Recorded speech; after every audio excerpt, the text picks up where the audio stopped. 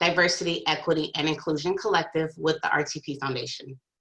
Within this collective, we believe that now is the time for RTP companies to collaborate on diversity, equity, and inclusion, DEI. We believe that by collaborating, park companies can amplify the DEI work currently being done across RTP companies, establish a network of professionals who share the same interests and goals for DEI, scale existing events and initiatives to create a bigger, broader impact for the 55,000 people working in RTP, support and serve park companies who are currently working to begin or scale their DEI efforts, and connect with regional efforts in the Triangle to showcase the park as a diverse and welcoming center of business. The collective is proud to serve as a sponsor for this very important, courageous conversation.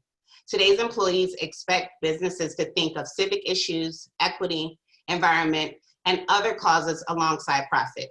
To make a meaningful contribution to people and to the bottom line, companies are recognizing that life outside of work informs and shapes work, life, and culture. How can companies create space inside their organizations to acknowledge important societal issues like the recent protests in our own community and around the US, and the systematic racism that gave rise to them? Thank you again for participating, and I'm happy to introduce our moderator, Danya Perry. Danya is the Director of Diversity, Equity, and Inclusivity with the Triangle DEI Alliance, powered by the Raleigh Chamber. Thank you. Good morning. I'm so glad well, I guess I can't see everybody, but I know you're out there. Thank you so much, Tamara, for that introduction and for all the work. And thank RTP DEI Collective for their sponsorship and helping this opportunity come forward. Again, my name is Danya Perry. My pronouns are he, him, his. Again, the Director of Diversity, Equity, and Inclusivity with the Raleigh Chamber, and also serve as the lead for the Triangle DEI Alliance, which is the group and the organization that was able to provide this courageous conversation along with other programming to help support our existing industries and also our historically underrepresented and under-networked business community. Before we get started, I want to provide a little bit of an update. Unfortunately, we heard this morning that one of our speakers, Opal Tometi, she was injured last night. We don't know the circumstances just yet, and we're looking to find out a little bit more. But first, please join me with sending her prayers and positive vibes for a speedy recovery. Now, I also want to let you all know that we recognize that in these times that folks that are advocating on the front line of change and social change are met with a lot of adversaries. And so we're praying that the ordeal that she is dealing with, we're hoping that it is nothing of that caliber, nothing that serious. So, but please know also that we will be rescheduling her conversation to a later month, probably within the next 30 to 60 days. And all those who register today will obviously get comped for that session. So please stay tuned. We will have that conversation with Opal, I promise you. But again, we're really excited to have this incredible conversation about corporate activism and about how companies can help support social justice and civic engagement, and also creating a space for understanding and empathy within the boundaries of the building. And so with that, I'm really excited to get going. But before, this is not just going to be a one-way conversation, so I want you to stay engaged. If you have questions, please put them into the chat panel. We'll get to as many as we can. And also join our conversation on Twitter using the hashtag Courageous Conversation and also hashtag Triangle DEI Alliance. And please tag us at Triangle DEI Alliance and also at the Raleigh Chamber. So let's get started. It is my pleasure and my honor to introduce to you the CEO of Ben & Jerry's, Matthew McCarthy. He leads an iconic, pioneering global brand that continually breaks the rules on how business can be a force in good and in the world. He steers and serves a global team of passionate ice cream aficionados and aspiring activists. And he is also responsible for Ben & Jerry's long-standing three-part mission of delivering economic, product, and social mission impact in all the communities and countries where the company operates. Matt has a deep passion for driving social impact and systemic change through the power of business. He considers himself an aspiring activist, learning every day about how to become better to leverage the power of brands and business to address pressing social and environmental changes. And that's a mouthful. I had to read that whole thing. Matthew, please join me. So excited to have you be part of this conversation, sir. We're really excited about your remarks today. And so the floor is yours. And you're on mute. There you go. How's that? There we go. Can you see me too? Yes, sir, we can. Great. Danya, thank you very much. And Tamara, thanks very much. It's a treat to be here. It's an honor to be with you and to have you include me in this. Yeah, that's kind of a mouthful. Maybe I need to trim that whole thing back a little bit. It also sounds a little ostentatious. You know, now I hear you say it. I think maybe a little bit more humility in that an overview. But thanks for having me, especially now. I guess what I'd say is a starting point is just kind of an honest fact that I'm not an expert in some of the topics that I'm going to talk about. I did not spend my life in the movement. I did not spend my life really in any movement. I spent most of my life as a white guy of privilege, a lot of that time not actually understanding the concept of white privilege. But I've been in business for over 30 years. And so for me, it's a real honor and a privilege to lead a business like Ben & Jerry's that's been around for over 4 decades. We definitely talk about our business as an aspiring social justice company. We are a business. We are not an NGO. We make ice cream. I like to think that we make pretty good ice cream. And we also take stands, take action, and work with partners on the things that matter to us, or the things that we believe in, the things that we're guided by our values. And to the point you mentioned, I'm learning all the time. I try to follow the 2 ears, 1 mouth rule, particularly when it relates to things like structural racism, like racial equity, and also matters of climate justice, which intersects with social justice in a big way, obviously. You know, if I take a quick step back, I'm coming to you from Burlington, Vermont, where about 42 years ago, 2 guys, very unlikely guys, created a business selling ice cream about 10 minutes up the road from where I'm at right now, in an old gas station that they painted and converted to an ice cream shop. And in a lot of ways, it shouldn't have worked. Ben & Jerry will be the first ones to tell you that they didn't know anything about making ice cream. They were looking at a couple of different business ventures at the time, and settled on ice cream. They mailed away for a correspondence course on how to make ice cream, and they set up shop, and they barely made it through their first year. And I think that Jerry and Ben always wanted to do business different. Both Jerry and Ben have been pretty vocal about the idea, the pretty basic idea, that businesses are parts of community. Businesses have a responsibility in our communities, in society in general, to take action. And that businesses can be a powerful force for change, and that businesses can't sit on the sidelines when it comes to making your values transparent and then acting on those values. And so for the better part of 42 years, Jerry and Ben had put their values into the business, and taking a number of stands on a whole range of issues that really span the gamut from social justice to climate justice over time. Sometimes we get it right, sometimes we get it wrong. And I think that one of the things, the part of that word, that term, aspiring social justice, means you're going to screw up. I screw up all the time, and we're going to make mistakes, but try to stay on track with your values as business people is not only a good thing for business, it's required. I think that's kind of the idea.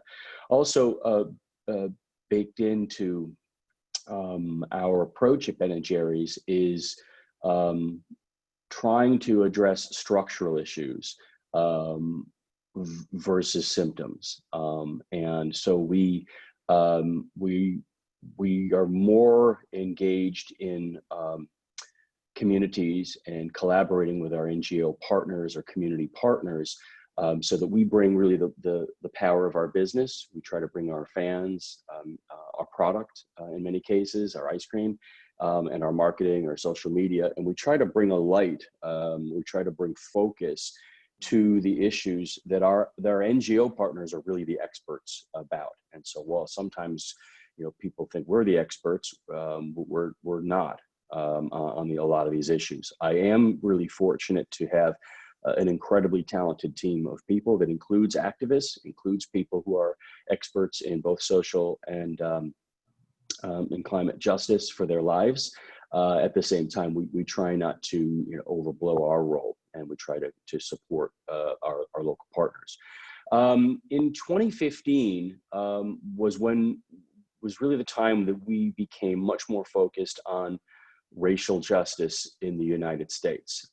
At that time, there was a string of let's say well-publicized or better than prior publicized shootings of Black men in the United States, Trayvon Martin, Eric Gardner, and Michael Brown, and others. And at one of our annual meetings, co-founder Ben Cohen showed up with a T-shirt that said "Hands up, don't shoot," and that set in motion a big focus for our team. And it was somewhat controversial at the time within our business, because you've got a business that's a lot of white people. Our business was founded in Vermont, which is the second whitest state in the country. And so you got a lot of people at Ben & Jerry's learning about the topic. But that moment was very much a catalyst for our focus internally on racial justice, particularly as it relates to criminal justice reform. And leading up to the 2016 election, we had put some work behind fighting voter suppression. And we launched a flavor at that time called Empowerment. Again, kind of a play on words, one of the things that we do to bring our ice cream into the mix. So we did that in North Carolina, a place that has some pretty repressive voting laws. And also in 2016, we said Black Lives Matter.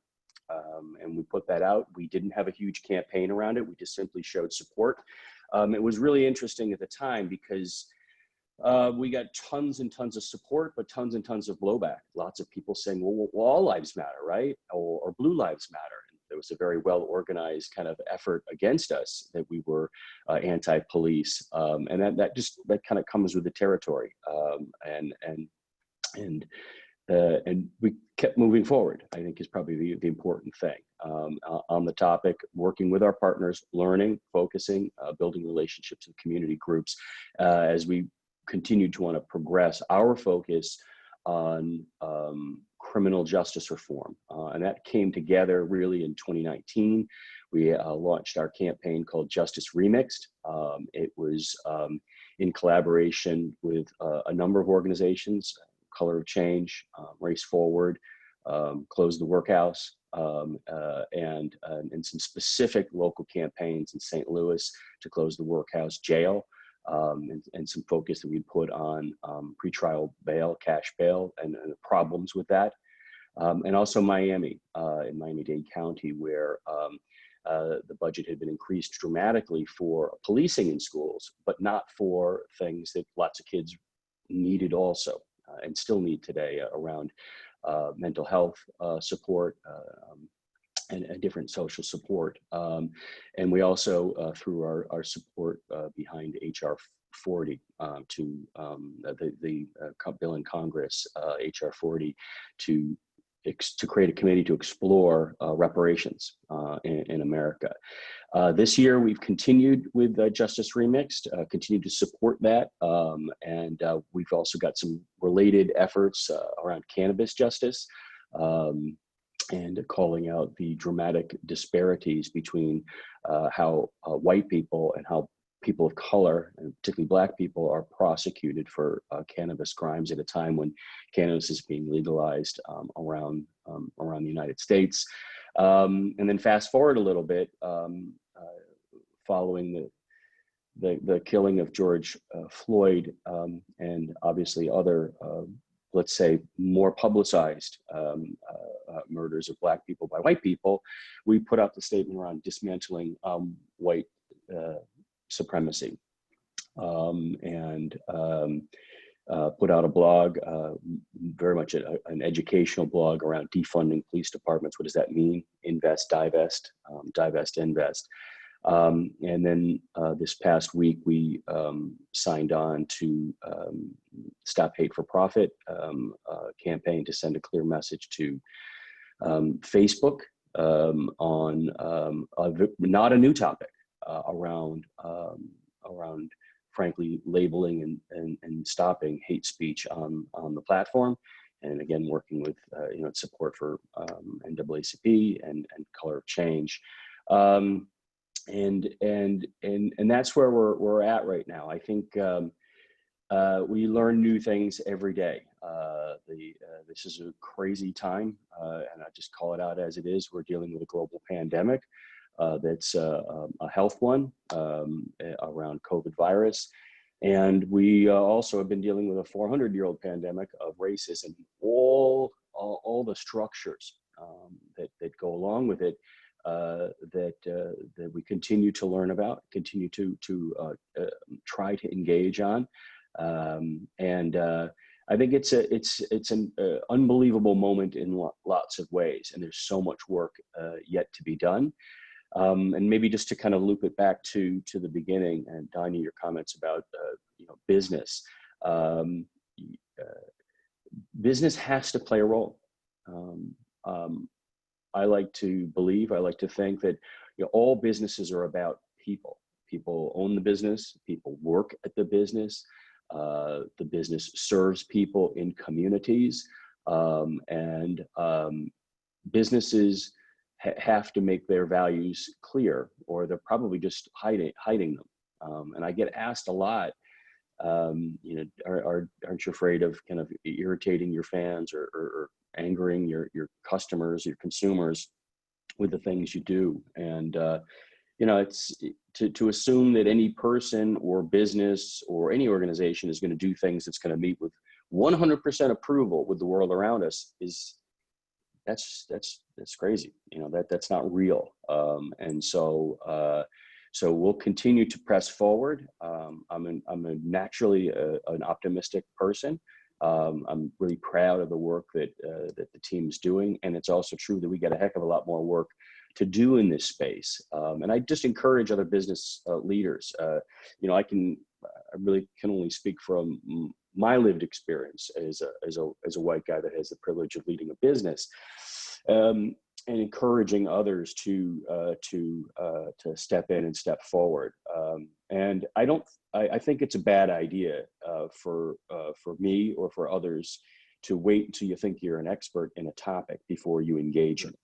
If one of the things I do know is that if I wait until I feel comfortable with topics around racial equity, if I wait till I feel comfortable or that I'm an expert on the topic of white supremacy structures and culture in our country, I guarantee you I will have waited too long. I will have waited and probably missed my opportunity as a person in the business community to do something to direct the energy of our business and to support my employees, to support the people that we serve through our ice cream company, to be part of the solution, not just not part of the problem. So I guess, Danya, I'd probably maybe pause it there. That's kind of a long story, but it kind of gives you an idea from Jerry and Ben on through to kind of where we're at right now. Well, I appreciate that, that overview of how we got to this place. And it sounds like the company is in a space of just continually evolving the conversation, both internally and externally. It's interesting. You talked about, sort of Ben and Jerry having to learn about making ice cream, and you all are it seems like you've moved from a place where you're just making ice cream to now social engagement and civic engagement is synonymous to the brand. And it didn't just happen overnight. You sort of laid out the topics that were important to you and to the company. Now, I have to ask, how much did the employees influence the social justice or civic engagement stands and the focus areas as you all sort of evolved? That's a great question. I think going back a number of years, and I'm really fortunate that Jerry and Ben are live 20 minutes down the road, and I get to see them. We connect every once in a while, and so I do try to spend a lot of time learning about where we kind of how we got here in a lot of ways. I think our employees have always been engaged in the things that Ben and Jerry's has done. It is also true that not all of our employees agree with all the stands the company takes. And that's not a shocker. I mean, we don't agree around our dinner table, for crying out loud. So to assume that everybody in business is going to okay, that's well, people come to Ben and Jerry's not only because they want to be part of an ice cream business. They come because, and they stay because they want to be part of something that's a bit more important than just ice cream. So I think we've got a really, I'm very fortunate that we've got such a passionate group of people at Ben & Jerry's here. We're also in about 35 countries around the world. So we've got kind of little pockets of Ben & Jerry folks in a number of other continents, all trying to do the best that they can, all trying to improve what we do in the business. It's also true we have tons of debates internally, tons of discussions on this whole topic of racial equity. We've been on, I'm going to use perhaps an overused word, a journey. So we've been on a journey internally within Ben & Jerry's around structural racism, and really getting some outside help, some basically consultants to come in and to help us unpack, well, why are we such a white company? Why is it that way? Is it just because we were founded here in Vermont? Well, hold on a second. And what do we want to be? And so really looking through the business, following results-based accountability, and kind of root cause analysis. And these are things that I know these concepts through a business lens, but I've never actually, until the past couple of years, been engaged in them as it relates to diversity, equity, and inclusion, and structural racism within an organization. So I don't mean to throw those terms around like, hey, I'm an expert. I am not, Danya. I'm learning like everybody else.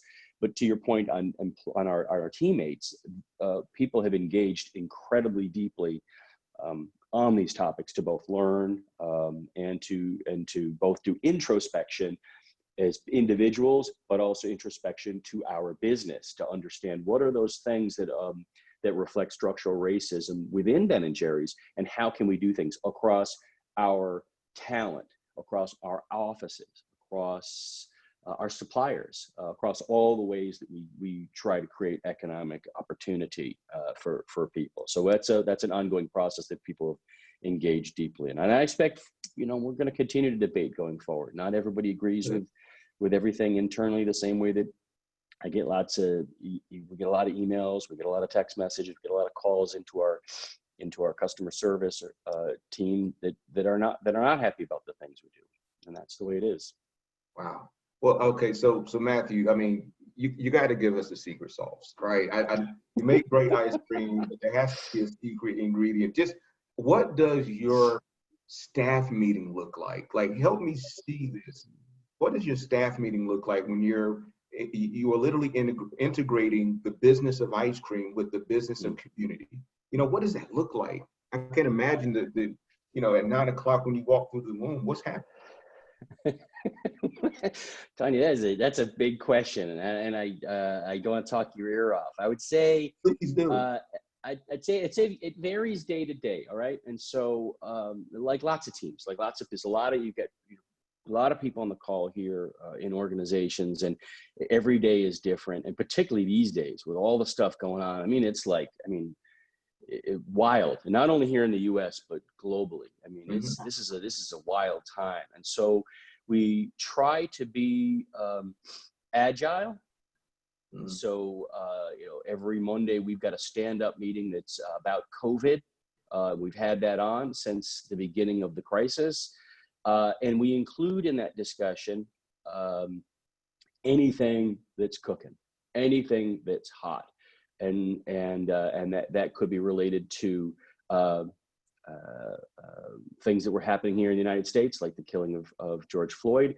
It could be any number of things around the world. And so I think you've got this, we try to bring together every day the things that we agreed to do yesterday, the things we agreed to do a few months ago, like business plans, like how we're trying to protect our business, how we're trying to protect our employees, particularly our manufacturing workers who make our ice cream, and how do we continue to keep our manufacturing facilities safe and COVID-free. So that's kind of you keep moving that forward as a business.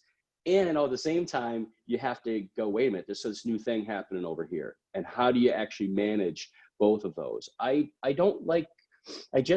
find that I steer away from the term balance, because balance to me suggests a kind of a zero sum. Okay. Right? Well, it's a little bit less of this, a little bit more of that. The reality is we're not going to stop making ice cream. We're not going to stop keeping people employed. We're not going to keep doing the things to help the business thrive, and working with our suppliers and trying to improve the quality of all the supply chains and the agricultural supply chains that go into the ice cream that we make. At the same time, we try to stay agile and create the space for stuff that just comes up, and creating the space. So very often we'll say, we just got to clear the decks. We need to have a conversation on this topic. Who needs to be at that conversation? Do we need education? Do we need an expert point of view? Let's lay out what are we really talking about here? And the other thing I'd say is, when you operate everyone on the call operates in environments of ambiguity. You can't rush to try to find the solution. You can't, and that's difficult for me, because I'm like, yeah, let's do it. And sometimes I just got to cool my jets, because I don't have enough information. I don't have the education, and it may be a fluid situation. So I have to, which is sometimes difficult, because a lot of my career I've been taught to be a decision maker and be decisive. But sometimes decisiveness can masquerade as intelligence. Just because you have the capability to just say, I'm going to just make a call here. Hold on a second here. Just chill. What's the right thing? And that's sometimes difficult for me, because I want to take action, and I want to and I want to show my staff that I'm decisive and all that other stuff. But fast isn't always right, as I just saw pop up. Fast isn't always right. So, and then also being wrong. I think that this idea is acknowledging that some of the things that we're dealing with, all of us, are super stressful. They are scary. I don't know. I've had to learn to say, I don't know, but that's not an admission of weakness. That's simply a statement of fact. Right? So if I try to pretend, or if any of my staff tries to pretend like, oh, we got this all figured out, it's like, we don't know what we're doing on this one. Let's get the information. Let's get some experts. Let's talk about this. Actually, admitting you don't know is a very powerful truth. And it helps everybody kind of take it down a level. Well, he doesn't know, then I don't feel bad that I don't know. No, I don't expect you to know.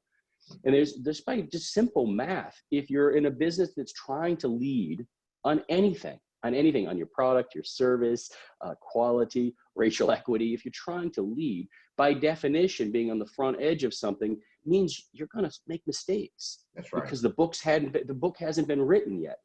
And so that kind of rubs up against the natural feeling that we have, that we don't want to look bad.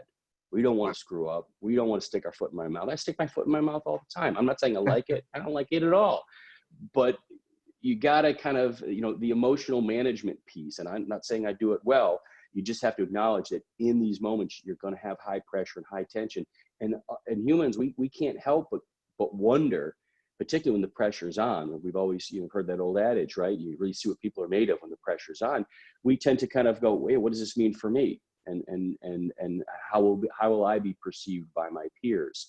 So we try to create that space through some appreciative inquiry, assuming people are doing the best that they can, even if they say something that you may find offensive.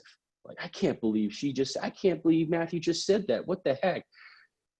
Often we say things that we don't mean to be hurtful, but because we don't know, or we're just moving so fast. And so you have to be able to then loop back and say, oh yeah, that thing I did, that thing I said, I was wrong.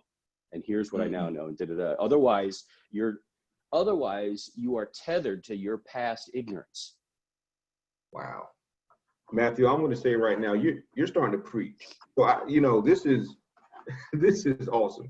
And I have to ask, when we go down this journey of engaging, and how can the companies become more influential and have more impact in our community, and the work that we're doing, and specifically addressing what's on most people's minds right now as we're energized around dealing and dismantling systemic racism. How do you're talking a lot about a balance between the interpersonal piece and then the infrastructure piece. So the infrastructure piece is, how do we dismantle the system in itself? But it seems like you've put a lot of energy, and the company's energy, in self-reflection.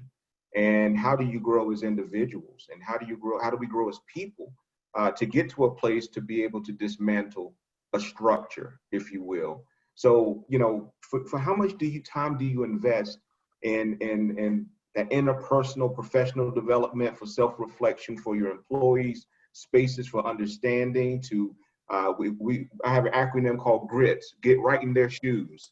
How do we get right into their shoes of different people's lived experience, while at the same time you're trying to make the best and most incredible ice cream in the world? How do you navigate that? Man, you're asking these like gargantuan questions. This is like huge. It's like a meaning of life type of stuff. You wait until I get into the questions from the chat box. Then you're going to see some gargantuan questions. That's coming next. But just tell me a little bit about that interpersonal. How do you, what spaces do you provide? How do you get your employees to a place to appreciate that reflection? And also the feeling of inclusiveness, to be able to say, this is important for me. This is something that I feel is important, that I want to bring to the table to my CEO. Does that make sense? I think so. Let me take a crack at it. And if I'm going the wrong way, you steer me back. I think so first of all, the answer to your question is, do we spend enough time? The answer is probably not. No, probably not spending enough time on the people side of things. The current situation that we are all in, particularly as it relates to the disease pandemic, with people being locked up in their homes, or people dealing with homeschooling, or ill parents, or God forbid, you'll lose somebody in your life and you can't even go to the funeral. So this kind of moment that we're in is I think is putting human beings in an additional stressful environment where compassion really matters. I never really understood the idea as deeply as in the past several months, that compassion is a business imperative. It's not a nice poster on the wall, like, these like corny teamwork posters, like teamwork, or leadership. That stuff's great, but it can be a little hokey. But this idea of compassion as a business imperative is pretty straightforward, but I'm learning about it all the time. And what I mean by that is, if people on my team are not taking care of themselves, they can't take care of their family. And if they can't take care of their family, like we're not going to talk about ice cream, right? So it's very kind of, it's kind of linear in a way, that if people are not taking care of themselves physically and emotionally, psychologically, like forget about ice cream, forget about making stuff and selling stuff. Just forget about all that. So there's a very necessary connection to our humanity that is out in the light now, right? Out in the bright light. And I think that crises can pierce a false veil between our business lives and our live lives, our human lives. And so every day we're inviting people into our homes. Like, this is my kitchen over here. So we're inviting people into our lives. We are getting connected in ways that the business and the office can give us a way to be disconnected. And in a lot of ways, that's an artificial disconnection, because we're the same human in the office that we were 45 minutes ago when we were having breakfast with our family, or maybe having an argument with a family member, or having a hug. And so I just think this idea of the, our humanity is always there, whether we as people or business people choose to acknowledge it. That's probably the first thing I would say is that, and I'll say one more thing and I'll stop talking, make sure I'm going the right direction. Tanya. A second one is that most of us in organizations, including commerce organizations like business, we want to do big stuff. Everybody's got ambitions to do big things. If you want to do big things, you need people to help you. And people will only help you if they trust you. And so if you don't build trust, you won't be able to do big things. A equals B, B equals C, then A equals C. And so I know this sounds like really basic, but if people don't trust me, I'm going to have a hell of a time moving mountains by myself with my shovel. Absolutely. And so creating the space for trust, safety is a business imperative, just like compassion is. That's awesome. I think Stephen Covey talks about the speed of trust, and I think he coins it as the balance between, and not trying to overuse the term balance, but between personal and professional trust. That, you know, we are hired, and for the most part, we trust that professionally we can do the work, but building personal trust accelerates the effectiveness of the work. You tend to connect. When you're connecting, you build relationships, then the work becomes, the culture becomes a better place to increase said product or service. Now, I will say there's a great question that really from our audience that really talks about how can leaders create a space for hurting colleagues and supporting their emerging activities and expression. You know, and I guess really from a structural, you know, what do leaders, and maybe what do you as the CEO, how do you provide that space for your hurting colleagues? And let's say specifically, you know, I've had hundreds of conversations to business leaders that were talking about how can we support our employees of color since this reemergence of this horrific murder with George Floyd. You know, we have Black colleagues that are hurting. How do you provide that space to be able to express and share and have that compassion? Our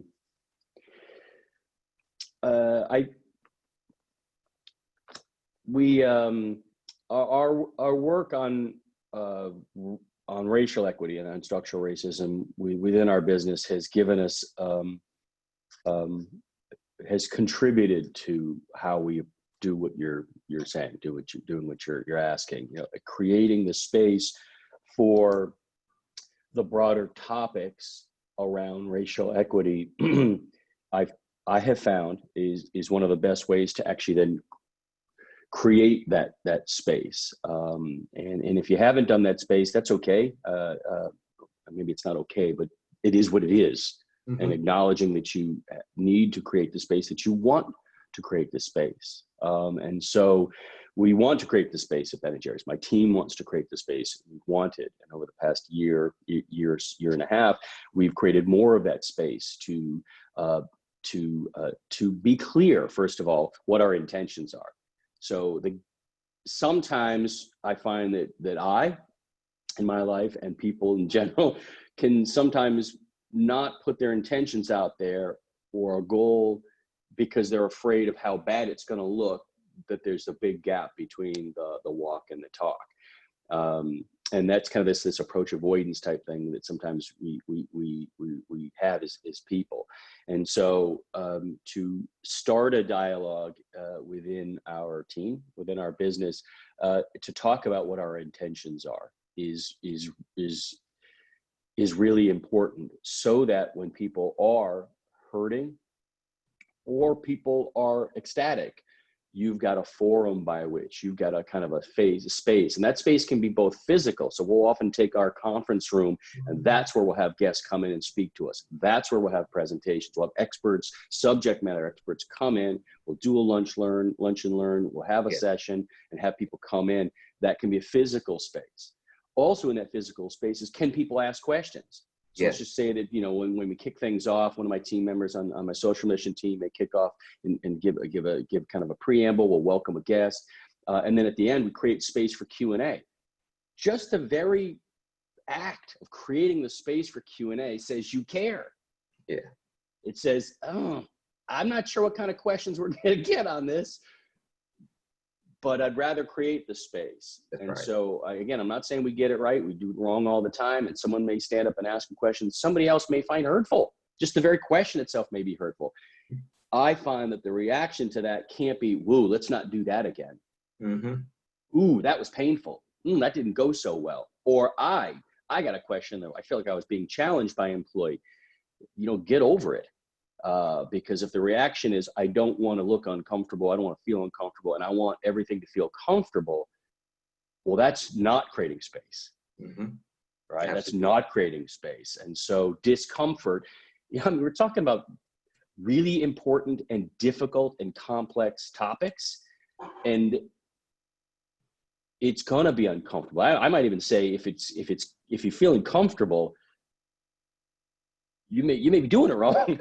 And so creating the space for people to be heard, and then to also find a way to remedy if they've hurt somebody with their statements. And that I'm not saying that's easy, but that's like how, and kind of guiding that, not managing it, guiding that, fostering it is probably the better words to use, which are not businessy words. Business words are manage, control, execute, those type of very finite begin, middle, end. Okay, we're done. But the reality is these are conversations that will outlive us all in our organizations. And so this idea of kind of urgency, I think if you have the privilege of being in a business, you're in the urgency business. And so this idea of the urgency, meaning what am I doing now, versus it would be much easier to say, I don't know, it's kind of a difficult topic and it makes people upset. And why don't we just, whatever, let's not talk about it. So that's how, and that's a long answer to your question. No, the space starts here. The space starts with your intent and being willing to be uncomfortable, because if it isn't uncomfortable, then there's probably something people are talking about, but they don't bring it into the space. And that's a great answer. And, in a lot of respects, we've seen companies really say, well, where do I start?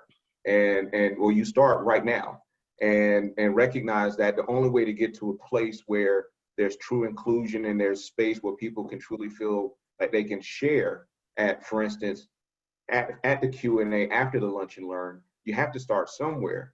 And you're going to feel uncomfortable and you may have some resistance, but you have to keep going back to the well. You have to continue to provide that space, because eventually you get to a place where, folks who maybe have been working in a place that felt exclusive, there has to be some muscle memory that changes there. So you're in creating a new culture, you have to tear down the old one, and it's not going to be an easy thing to do.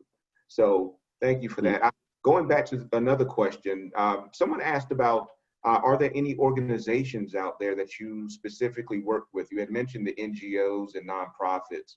You talked about the color of change. What are some other organizations or resources? And I will also say, just before you answer, if you go to the triangledei.org, our website, we do have a link called Systemic Racism, and we have a listing of resources out there for anti-racist work and resources. But what are some organizations that you've leaned on to help with an assessment or to help guide some of the justice work that you advocate for?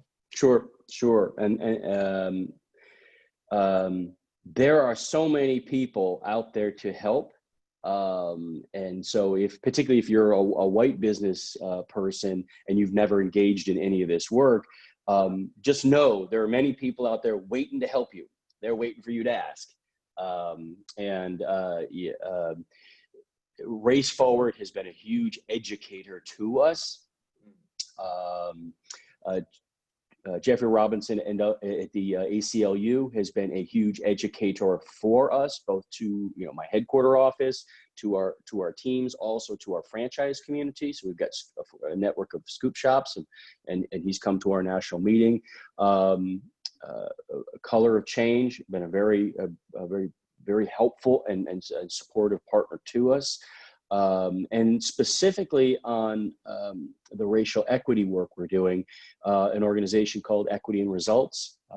It's led by Erica Bernabe and Theo Miller.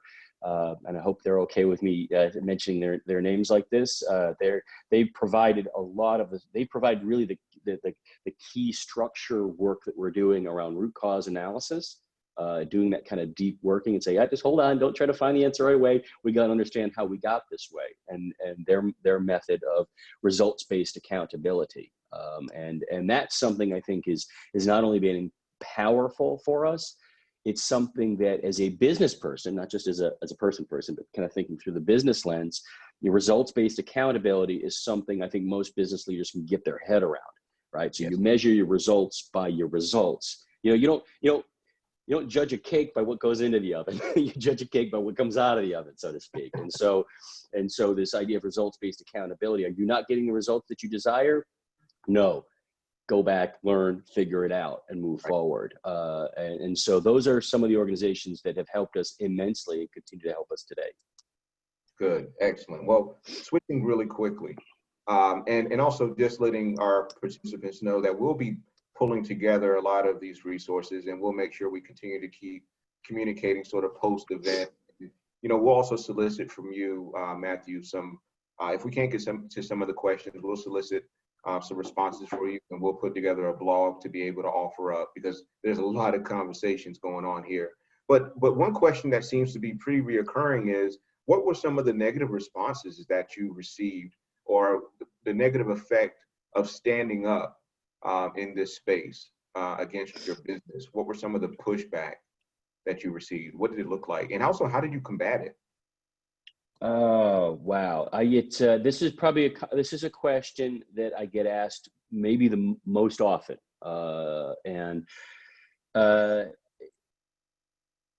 We get people every day sending us notes saying, we don't like what you're doing. Mm. It's not my goal. I don't set out every day. My team doesn't set out every day to make people angry. We don't set out every day to irritate people or just to, kind of wave our fist in the air to say, hey, we get it. We're in the know here. That's not really what motivates us. That's not what we're driving towards.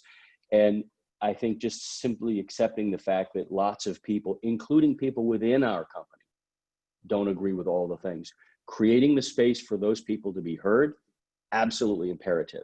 So I'd say, first of all, within the business, and then I'll come to like customers or people maybe outside the business, but within the business, the fastest way to hurt trust is to shut people down. Mm.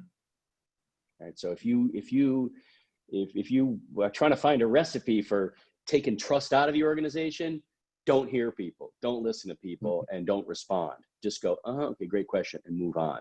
That doesn't mean you have to like the question. That doesn't mean the question doesn't elicit a response emotionally, or maybe trigger you, or make you feel uncomfortable or nervous. So that's something I work on all the time, because someone asks me a question and I'm like, are they questioning my integrity? Well, that's a pretty hurtful thing to feel. Well, I got to then apply a little bit of appreciative inquiry to say, hold on a second, where's this person coming from? So I don't mean to center it on myself. I didn't mean to do that, but just try to do that within the organization to say, when it comes to people within your business, you have to create a certain mechanism. Now, people outside the business, we do get a lot of people that send us notes to say, I'm disappointed, or I'm angry, or I really, much stronger language we see of people disagreeing. I think the first thing I'd say is the reality is that if you have a business that's trying to be all things to all people, we know that adage too. Your business is going to be really, really not a whole lot to anybody. And so I think making sure that you're clear about what you want to do, what you're trying to do, and then accept the fact that there will be people that disagree with you, and they've got the right to tell you that they disagree with you. And to be angry with you, and to say whatever they want. If they want to boycott you, that happens too. That happens to businesses. No business wants to create a boycott situation, but that's just the reality, and that isn't a new one. I think what we do is we do spend a lot of time in our engagement. So imagine we've got kind of our fan relationship team, also known as consumer services, and we have a high personal touch. So we do spend a lot of time responding to emails, responding to phone calls when those come in, responding to things that may come in on social channels, to make sure that people know that we're hearing them and not dismissing them. Now, being respectful with people doesn't mean you agree with them. Mm-hmm. Being respectful with people doesn't mean, you know, that you can't to disagree with folks, and helping people see our point of view. I mean, when we first put out a post in support of Black Lives Matter, I mean, it was weeks of phone calls into our consumer services line, into our fan care line, and regularly meeting with our team to make sure that the talking points, what are they hearing? These are our talking points, but what are we hearing? And engaging on what that narrative that's coming in. Oh, now we're hearing more of this, or we're hearing more of this. Okay, do we want to answer those questions? How do we want to handle that? So I think being kind of on the kind of balls of your feet, being a little bit agile to hear that narrative without being sucked into it. So again, listening doesn't mean agreement. Yes. Letting someone share with you their disagreements with you doesn't validate it or invalidate it. It just simply is giving people the opportunity to share. Now, if someone engages in hate speech or whatnot, that's a whole different story. Like, we're not gonna engage in that stuff. You know, we're not gonna, you know, get overly defensive, because there's been people that have supported and people who have disagreed with us for over 4 decades, and that's gonna happen for another 42 years. That ain't gonna change at all. But I think creating the space, interestingly, the question earlier about kind of creating the space for these discussions, creating the space and the expectation that you will be criticized. Yes. I'm a fool if I think I'm not going to get criticized. That's ridiculous. Yeah. I agree. I totally agree. I'm lucky that I work in an environment where nobody criticizes me. So I just wanted my coworkers to start laughing. That's all. That was for them. So I have to ask you, someone else actually mentioned, you know, how do you measure success, you know, as a company related to social justice? What are your own internal metrics? I think I'd probably take a step back in attempting to answer the question and say, just reminder, we're a business. Mm-hmm. And our business is founded on the idea of a 3-part mission: a product mission, we try to make the best ice cream in the best way possible; an economic mission, where we create growth, profitable growth, and that we actually distribute that profit in a way that's consistent with the values of the business, so that all the people that help us grow, that are part of us growing, that are impacted by us, they share in what we're doing. And then the social mission, which has been much of what we've been talking about. This is a 3-part mission. And so I think the first thing I'd say is, first of all, if the business is not growing, we got a problem. Yeah. Thankfully, our business has been growing. Thankfully, Ben & Jerry's our fans support us. And I say that because, you know, sometimes people, we're a business. And if we're not growing, we're diminishing our ability to do the things that we want to do on economic and social and climate justice work. But I say that because sometimes there's this, what I think is a bit of a false narrative between, but we want to grow the business, but that kind of what fights against us doing the right thing, maybe through our foundation or our mission or our social plan, whatever they might be, or our environmental justice work, whatever it might be. You know, I'd really say check that.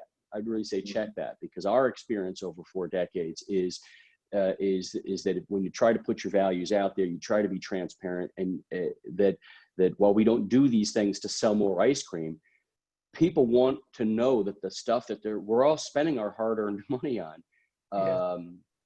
is doing something more than just, you know, a yummy ice cream. And that's a truth for all business. It's a truth that I early in my career I didn't really understand at all. I just thought, you know, you need a product that works, or a product that tastes good, or it does what it says it does, and you need to have good consumer service, you got a good price and all that stuff. That's all important. I'm not saying that's not.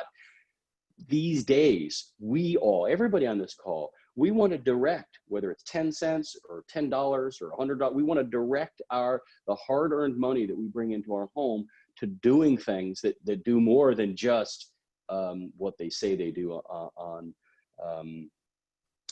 the package.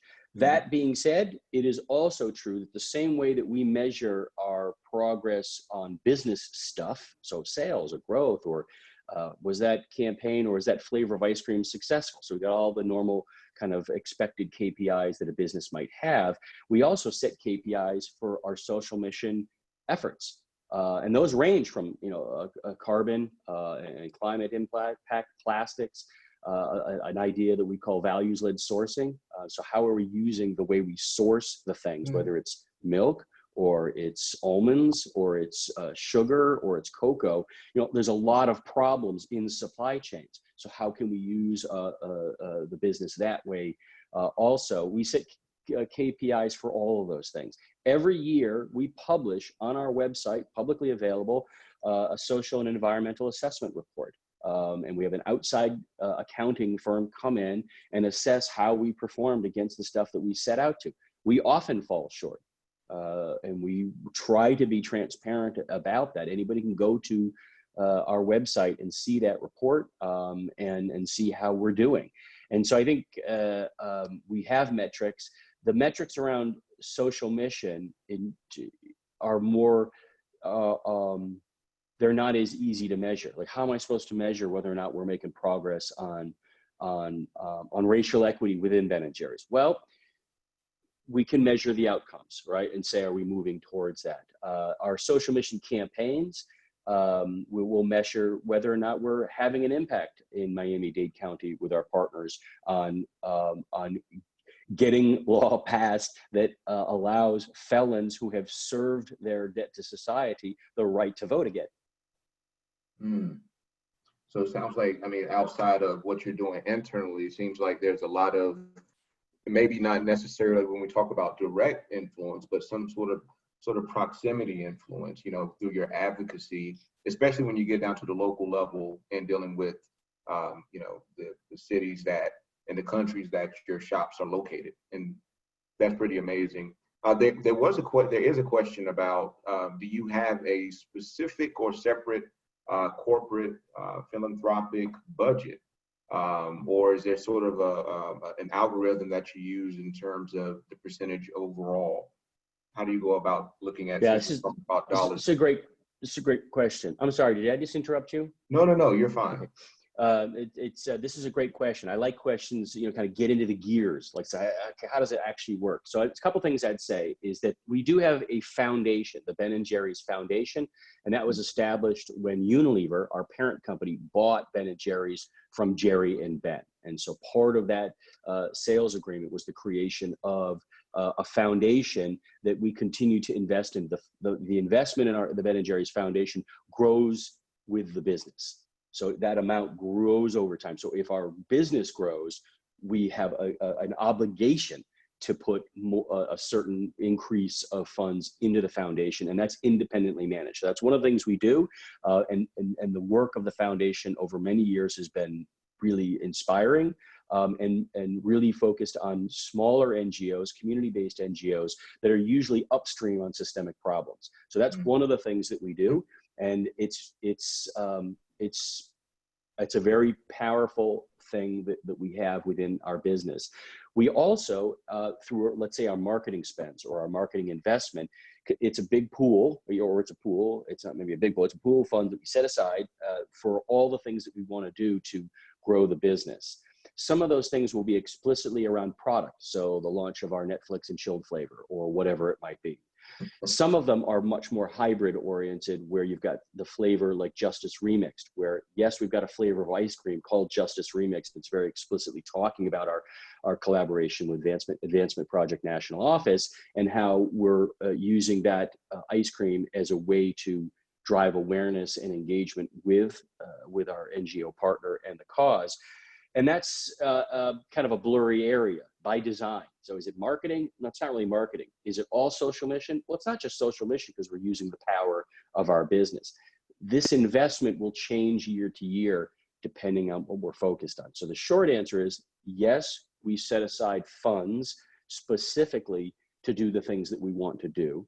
And those actions from, let's say, a social mission lens are woven into the more straightforward business stuff, you know, like talking to people about why we've launched a new flavor and it's really delicious and we want you to go out and give it a try at one of our scoop shops. So that may seem a little blurry, but it's blurry by design, so that in certain moments we say, well, let's shift a little bit more of the funds to the more social mission oriented things, because that's what's needed, or that's what our fans are calling for, or that's what's resonating at this moment. So I think part of this is also having the agility that budgets should not be set it and forget it.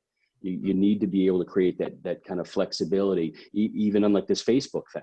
You know, it's how are you going to pivot and kind of bob and weave to do that. And then the other thing I would say is, as it relates to budget setting, is, and this can be a bit of a trap for businesses, I think, is just because you can't measure it doesn't mean you shouldn't do it. And that's difficult in a business, because if someone were to say, well, what's the ROI of your social mission? I could never possibly calculate that, because it's part of what we do at Ben & Jerry's. It's part of what we try to do at Ben & Jerry's, and we have. So how would I ever possibly separate out what is the actual ROI of the social mission efforts? It's important to stress, you know, our independent board of directors is an incredibly powerful and valuable asset, coaching and governance part of Ben & Jerry's. We have an independent board of directors. They both oversee the work that I do, and they coach us. They guide us forward. And you know, one of the important ideas I got from our board members early on was, we don't do these things in order to sell more ice cream. It may be true that by doing these things, we create a deeper bond with our fans. Therefore, they want to buy our ice cream. But we don't do them specifically to buy ice cream, because the inverse is also important. If doing something doesn't sell more stuff and you choose not to do it, that's not helpful. And so interestingly, people say, do the things you do sell more ice cream? Well, the first order of business is, we don't do those things because we're trying to sell more ice cream. We do it because the team cares about these issues. And I don't say that to be all kind of touchy-feely. That's just the way it is. The inverse is also true for business owners to gently interrogate. If you're only doing things that sell more stuff, then when you're confronted with something that you or your staff goes, we really want to do this, and someone says, yeah, but is it going to sell more stuff? If the answer is no, and then you don't do it, that doesn't seem right either. And so this idea of budgets and KPIs and ROI is a space that requires a lot more thoughtful approach. And that's where values come in. And it doesn't mean you throw the business out the window. Again, as I said before, if we're not growing, I'm not helping create economic opportunity for our employees. If we're declining, I'm actually not helping. I'm hurting our opportunity to keep people employed and create, you know, job expansion and training and growth. And so that's a big question that person asked. That's not like, oh yeah, I just turned to page 25. That's central to, if you want to commit your actions to stuff. And again, I'll say, I realize I'm doing a lot of talking. No. I don't have all the answers. You know, we're continuing to learn things all the time about how we can do what we do better. Yeah. That's really powerful sentiments. And, you know, it sounds like there's a balance between, again, overusing the term, that quantitative and qualitative, and recognizing that the qualitative piece of the work that we're doing is just as important as the quantitative, and it's tough to measure. Sometimes if you've ever walked into a room and you just felt something, I mean, you can't measure it, but you know that there's a feeling about a space, about the culture. And so to your point, you know, we don't want to be scared to do it because it's not measurable. There's a question about, which I think this really speaks back to your the social and environmental assessment report that you all put out every year, especially when you talk about your supply lines. Has there actually been a vendor that, because of the company stance, that took issue and decided to stop working with you because of those actions? Oh, that's a great question. Not that I'm aware of, but that doesn't mean it hasn't happened. Our suppliers,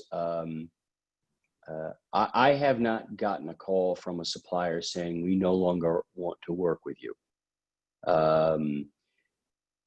That doesn't mean it hasn't happened, but maybe we never didn't get the call. Yes. And right, and it may not mean also that it's not going to happen in the future. Related to that question is, we do have consumers that will go into a supermarket where a lot of Ben and Jerry's is sold and go to the store manager and say, I don't like what Ben and Jerry's is doing. Mm-hmm. I don't want you to sell Ben and Jerry's. So that does happen. So people kind of expressing their point of view. And on the flip side, I think there's a number of things that we have been doing for years to strengthen our supplier network, to bring more businesses of purpose into what we do. We became a B Corp back in 2012. I like to think that Ben and Jerry were kind of maybe a bit ahead of the curve on B Corp, but I love B Corp. And we were looking to bring in more B Corps or other businesses that are explicitly engaged in social mission and in their own way. I love it. I love it. Well, I have a few more questions that I want to jump into, and then we're going to wrap it up. And Matthew, I really do appreciate the time that you've taken with us. There's been a couple questions about specific. What is your specific response to All Lives Matters or Blue Lives Matter as a response to Black Lives Matter? What's sort of the position of the company? I think education. I think our position is education, and to help people understand what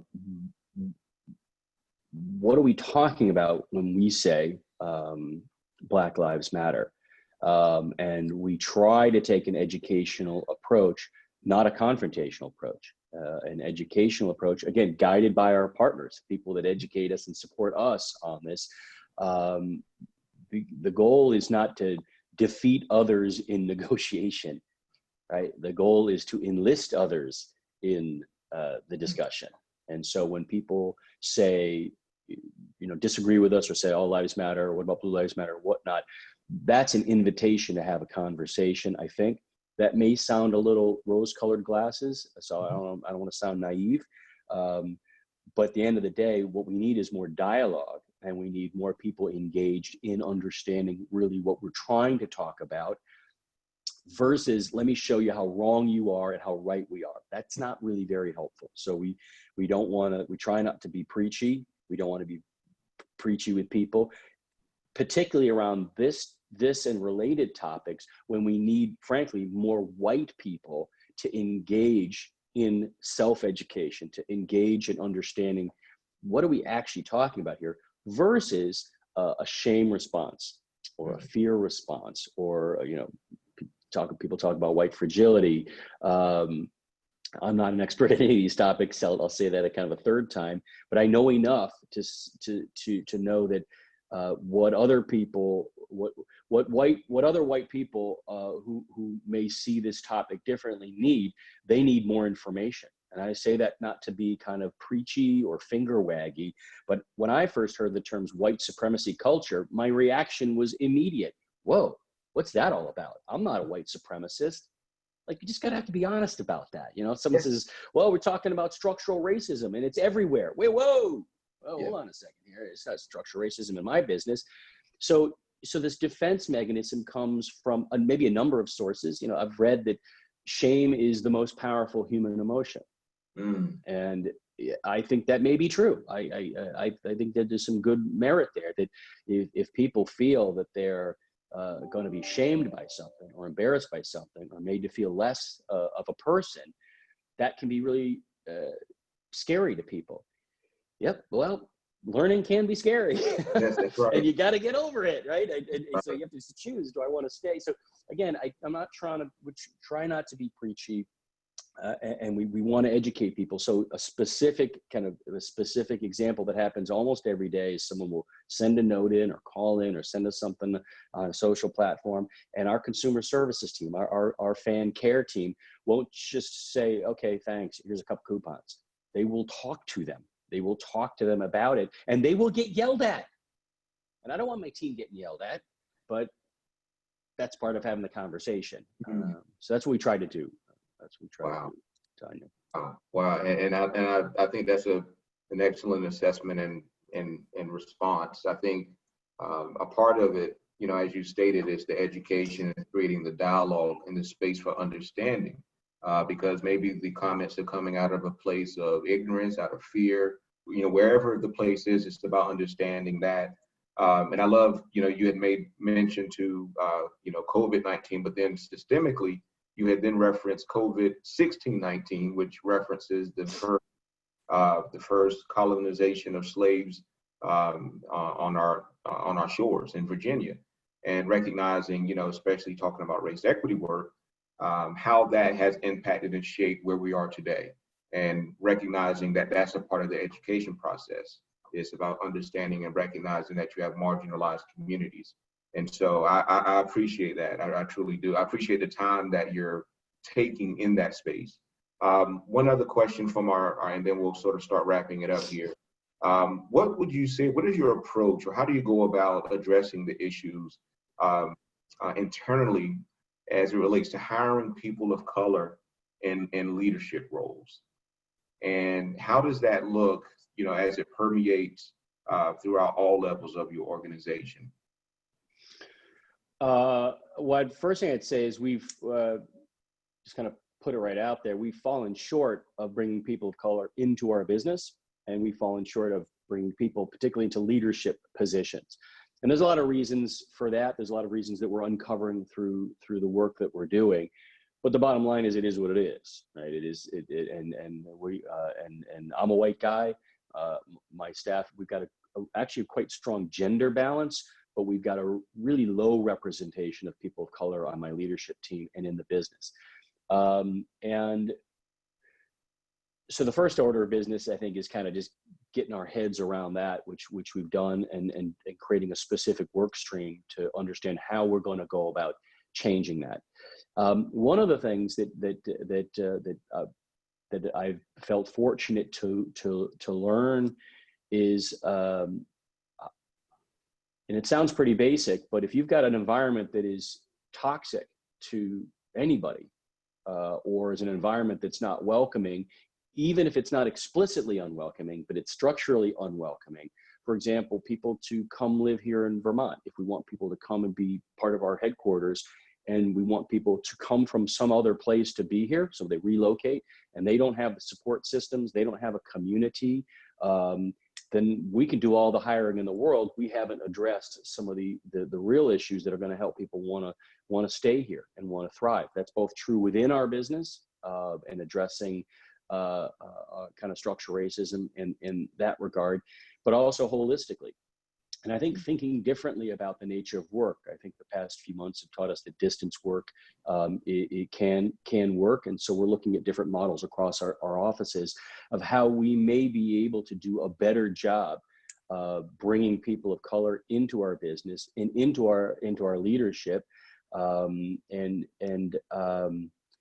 I think the other thing is that we're going to need help from people of color and listening more, versus just we're going to kind of have an HR plan, you know, because sometimes this gets pushed onto HR people. Right. Or yes, as a business, if a business hires a DEI lead or an equity lead, or sometimes that can create a situation where then that's his or her job, when the reality is addressing structural racism in my organization is my job, and it's my team's job. And so that's the other thing I would say is that having people who are focused and dedicated on DEI can be a huge accelerator to getting the education, the focus, the learning in. And there's also a little bit of a watch out, because you want to make sure that this is work everybody's doing. That's what I've learned, is that you want to make sure that it's not HR's job or the DEI person's job to bring Black and brown people and maybe people of other diverse backgrounds and diverse lived experiences into your business. Excellent. Matthew, last question, most important question. What is your go-to song? What is your jam that you go to, gets you up, that gets you motivated? What's your go-to jam? Let the people know. Oh gosh, Come on. You caught me on this one. Most important question on this call. I would. This is a tough one. Literally, I play guitar, and I've been kind of an aspiring musician for a lot of my life, so I listen to a lot of different things. I would say it's going to sound a little weird, but I like a lot of hard rock and some metal music, and that kind of fires me up. I think anything by Soundgarden fires me up a lot. I think there's a couple of Rage Against the Machine songs that just they make me jump. They make me jump. So to answer your question, which is what gets you going, I'd say high energy rock. Yeah, I'll leave it there. That's a good question. You didn't prepare me for that one. It's a good question. I had to give you a curveball there, and I'll share mine. My song is Michael Jackson's "Off the Wall." Go to Off the Wall, because it asks us and it invites us to not just stand, but to get out there and dance and to get involved. And so I think that's the charge that you gave us today, that it's not about standing around and being a bystander, but you just have to jump into it, regardless of how uncomfortable it is, regardless if you feel like you're not knowledgeable enough or feel like you're not worthy enough to even take up the mantle. So Matthew, thank you for your participation. Thank you, Danya. Everybody around, I'm pretty sure you're getting a standing ovation right now across our region, and we invite you back, and I'm sure we're going to get a lot of requests to get you back into our conversation within our market. I guarantee. So thank you. Thank you, Danya. Privilege is all mine, and thanks to everybody who joined in. I really appreciate them making time in their day to have this conversation. Oh, absolutely. And what I like to do is we sort of close up here. Just again, thank you all for participating, and we truly appreciate it. We also, at the same time, we recognize that this conversation, our partners and our sponsors are really important to us in getting this work out and providing courageous conversations. But again, supporting the work that we're doing across the board. Again, thank you to our sponsors, RTP DEI Collective. But we also want to thank our investors of the Triangle DEI Alliance, the City of Raleigh and Wade County, at the pioneer level, our Trailblazers, BASF, Green Resources, IHS Market, LexisNexis, and also Red Hat. And we have a list of just amazing leaders and allies in this space. And so we'd like to thank all of our companies for their support. And again, the Triangle DEI Alliance, our vision is simple. We want to accelerate diversity, equity, and inclusivity across our business community. We want to be the leading community in the country. And I truly believe that the will is there. And the only ways that we can provide support for our existing industries and our historically underutilized and under-networked companies is by your generous investments and support and becoming thought leaders in this space. So we thank you all for your participation. Please know that we will continue to put out amazing topics. And again, we will reschedule the conversation with Opal. And Matthew, you are certainly welcome to be a part of that conversation as well. And we will get that going, and we'll send that information out ASAP. Thank you so very much. You all have an incredible, wonderful day.